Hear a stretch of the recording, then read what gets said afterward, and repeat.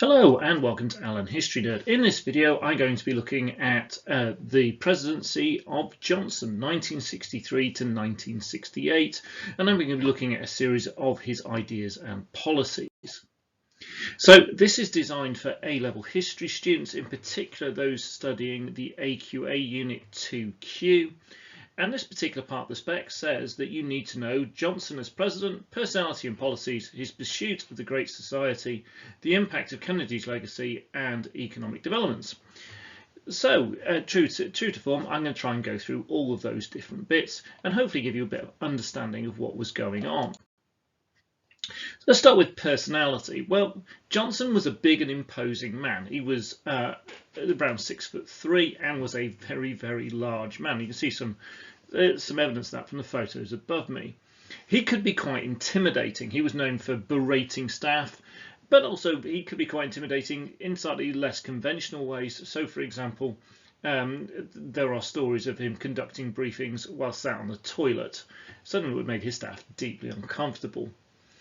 The Johnson treatment, again shown in one of the images above me, is something where Johnson will position his face right next to someone and use a range of emotions and techniques to beat them down and get them to agree with him.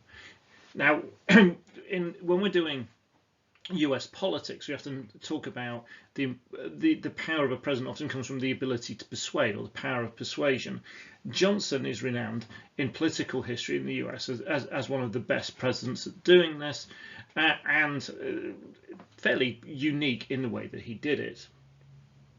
He seems a really dynamic and determined character. He was determined to improve the lives, as he phrased it, of the poor and the blacks. So we see here his attack on poverty and movement towards improvement in civil rights as kind of key cornerstones of his presidency.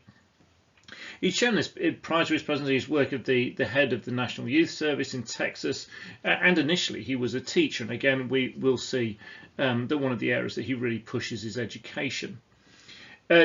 Johnson was known for his immense work ethic, for his attention to detail, but also he was renowned as a practical joker. He was really successful with Congress. I said again, he's held up as kind of one of the examples of one of the most successful presidents in this area. He managed to get over 60 pieces of legislation through the 89th Congress, and was much less reliant on executive orders than other presidents. He had been a congressman from 1937 and successful for his district, but when in the House, quite notably, hadn't supported civil rights movements or civil rights actions. However, when in the Senate from 1948 and then as Senate Majority Leader from 55, he helped pass Eisenhower's Civil Rights Bill, and at that point it seems to take a significant shift in his political stance on civil rights. He became vice president in 1960, where his knowledge and ability to get things done in Congress, as well as the balance of experience against Kennedy's youth, and the balance of kind of his southernness, were key parts of getting him on that ticket. Obviously, Johnson would then end up taking on the presidency when Kennedy was assassinated. So I've mentioned a bit about some of his policies already. One of the most debated issues in terms of Johnson's policies is that on race relations.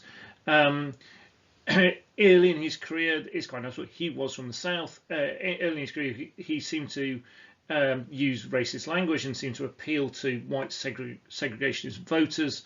He opposed Truman's civil rights program. He did, however, move on to seek support for black and Hispanic communities in Texas, seeking to improve their housing, schooling, and healthcare. I think ideas and policies that would re-emerge when he was president, again, tackling poverty and housing and schooling and healthcare were key elements of the Great Society. In 1949, he arranged a Mexican-American war hero burial at Arlington when sex and segregationist policies had blocked his burial in the Texas Military Cemetery. He supported the Brown versus the Board of Education decision and helped pass civil rights legislation in both 57 and 60. He chaired Kennedy's Equal Employment Opportunity Commission and made moderate progress in this. Federal jobs held by African Americans increased by 5% whilst he was in this role. Now, Johnson clearly had a goal of improving the lives of the poor in America, and this led to his central policy of Great Society. And it's this that is the main concentration of what we're going to look at in the video in terms of whether what his policies were and how successful they were ultimately. Behind all of this, we've got the impact of Kennedy's legacy. Now, the assassination of Kennedy left the American people wanting to see something done in his honour and some changes in America. And Johnson was entrusted with the legacy of Kennedy in various ways. It wasn't clear, particularly many of those close to Kennedy, including his own brother, it's unclear whether they genuinely felt that Johnson was the right man. And there were differences between Kennedy and Johnson on some policy areas. Now, the sympathy for Johnson and the Democrats following Kennedy's assassination helped Johnson win the '64 election, and one of the key policies that Kennedy had pushed was increased involvement in Vietnam, and Johnson continued this policy of increased involvement in Vietnam. Johnson also pushed the Civil Rights Act as a legacy of Kennedy, and many historians and political commentators have noted that maybe whilst Johnson was actually able to get this across the line and get it enacted, it was maybe less likely that Kennedy would have been able to do so. Johnson presented the war on poverty as a continuation of Kennedy's policies, and there was some truth in that, but the reality was Johnson's policies were far more radical than those that were carried out by Johnson.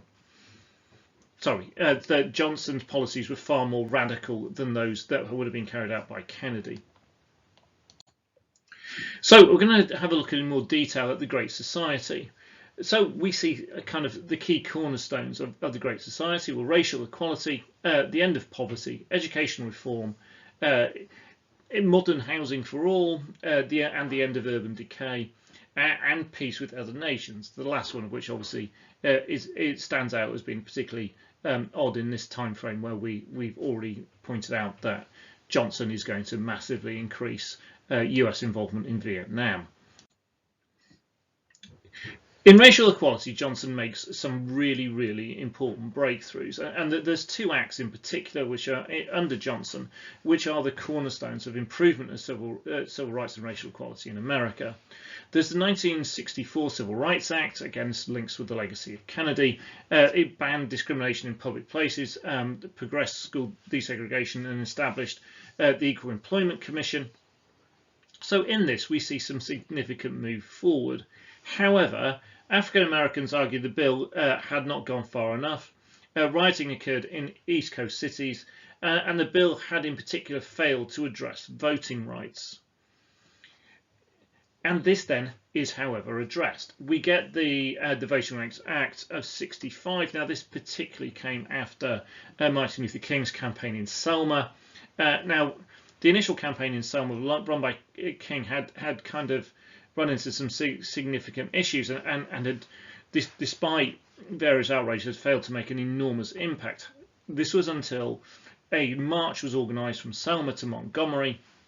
This peaceful march was attacked by state troopers on what became known as Bloody Sunday. The troopers used clubs and tear gas. It caused an absolute national outrage.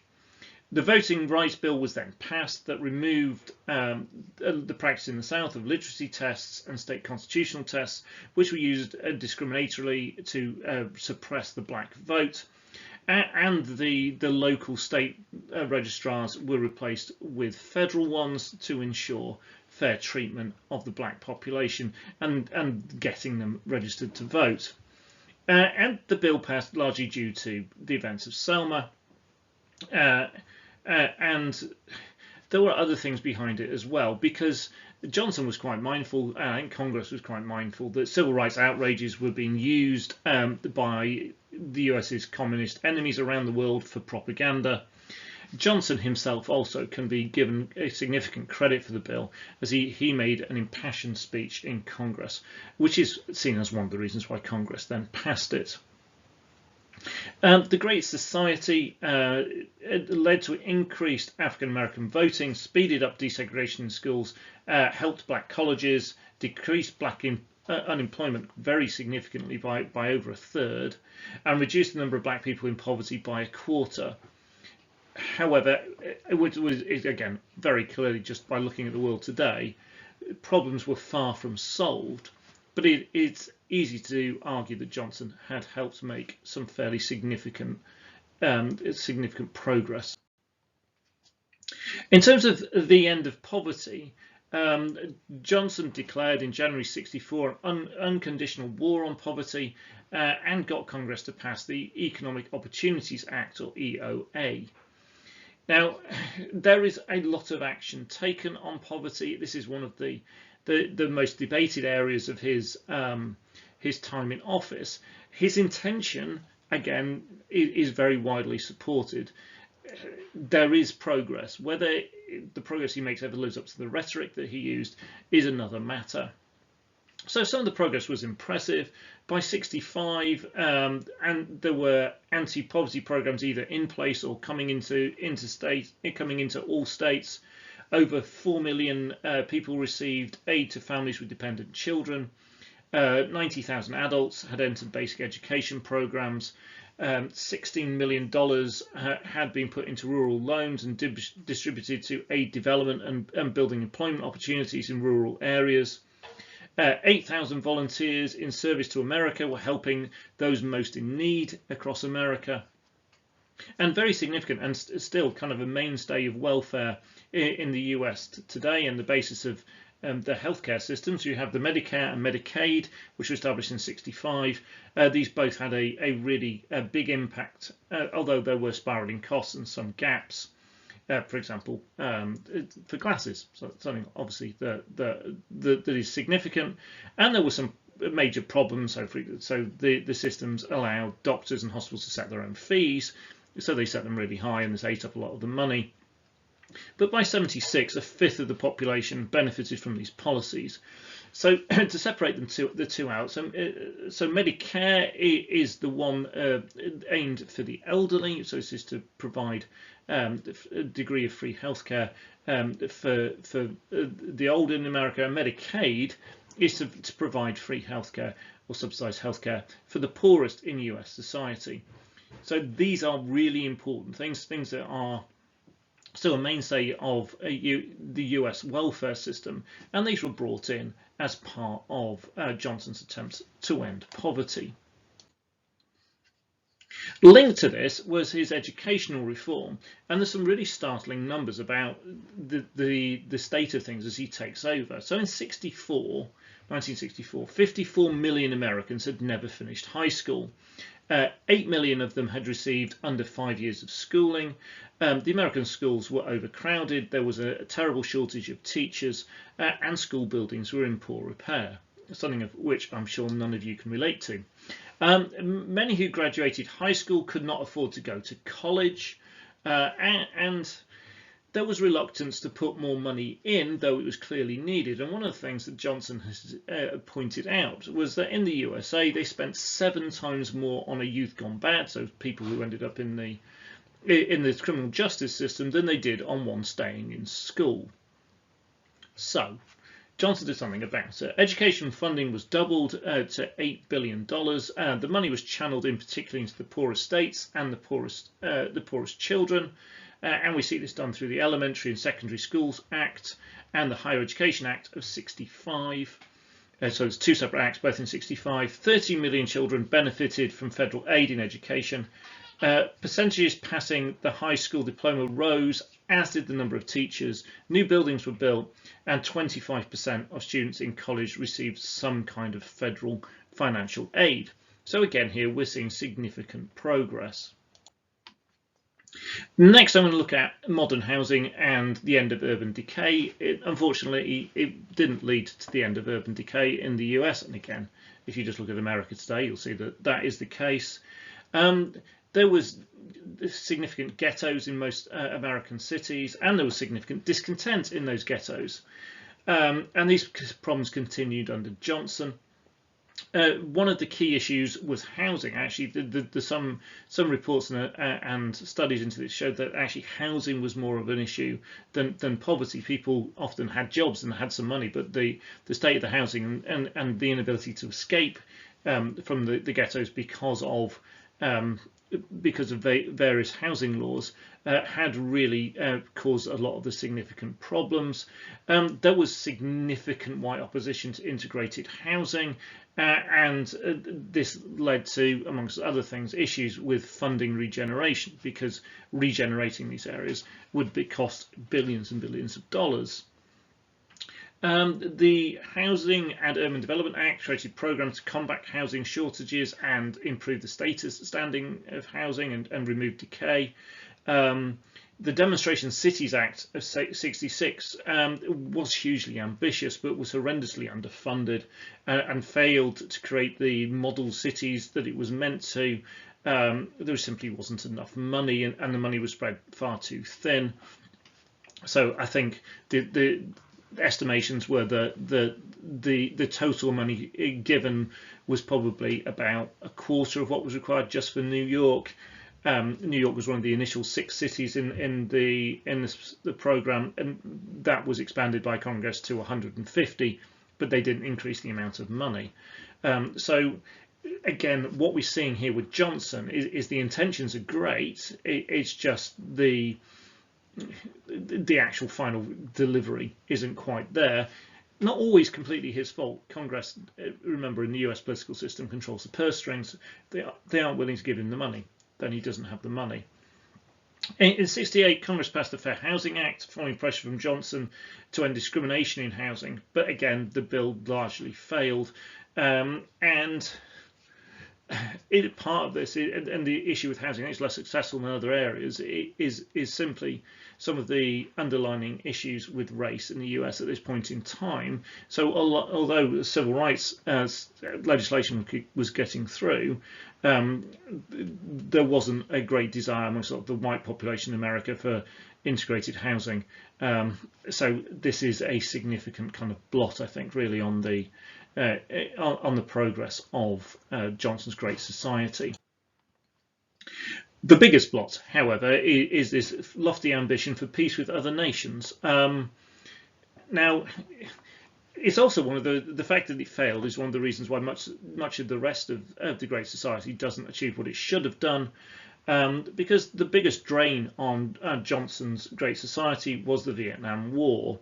Between '65 and '73, 15.5 billion was spent on the policies of the Great Society, which seems like quite a lot of money, until you compare it to the staggering 120 billion that was spent on the Vietnam War.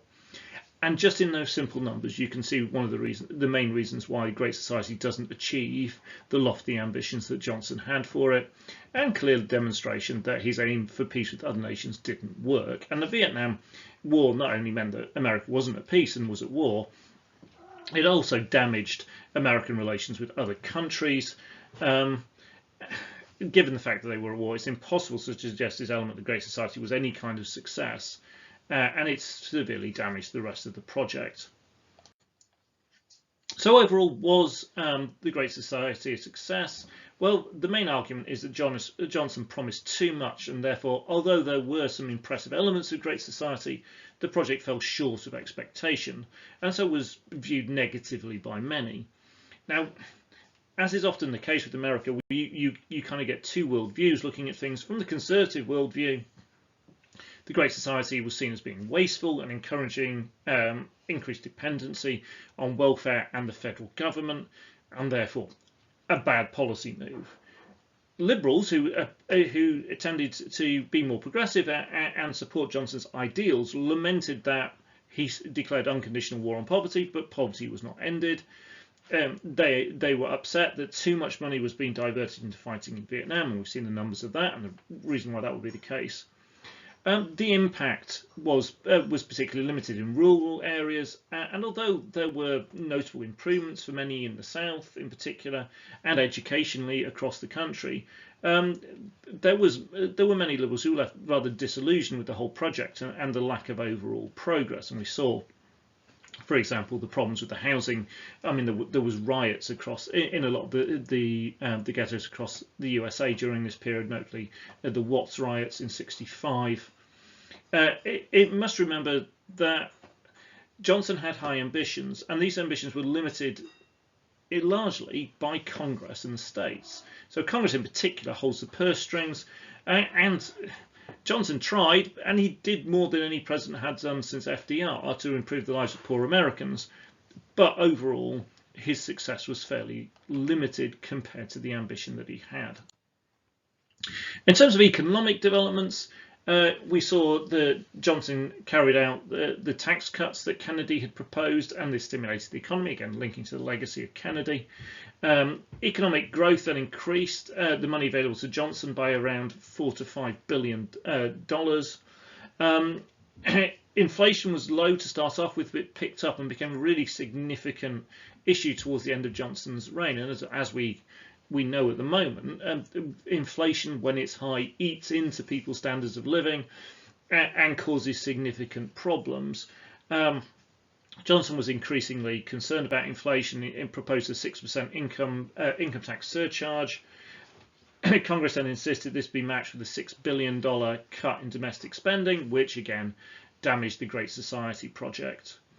Unemployment was generally low, about 1.4%.